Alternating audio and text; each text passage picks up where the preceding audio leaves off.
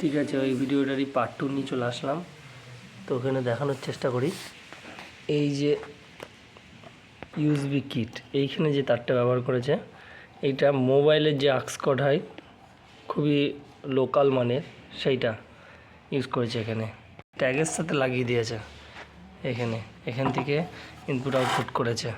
আচ্ছা, এইখানে ট্রান্সফর্মার দেখো কী পরিস্থিতি করেছে। এখানে জয়েন্ট পয়েন্ট মেরে একেবারে সে আর কী বলবো, একটা ফ্যান সামনে একটা ফ্যান পিছনে, হ্যাঁ, এইখান দিয়ে মুড়িয়ে ফুড়িয়ে জঘন্য রকম কাজ করা। আচ্ছা, ক্যাপাসিটারগুলো দুলে বেড়াচ্ছে। এখানে যদি পড়ে যায় কোথায় শর্ট সার্কিট হয়ে যাবে, কী অবস্থা হবে বুঝতে পারছো। ভলিউম কানেকশান খুলে দিয়েছে, এখান দিয়ে করেছে। সামনে সব ফুকো মুকো ন্যাকেট পিচ্ছি অবস্থা।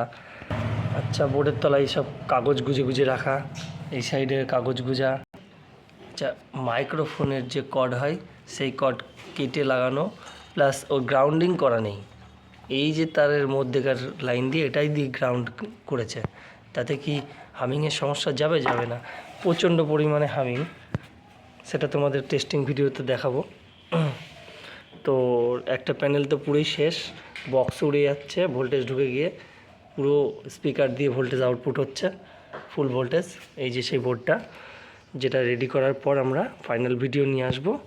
তো এটাতে আপডেট সেরকম কিছুই থাকবে না, জাস্ট সার্ভিসিংটাই থাকবে, সেটা ওকে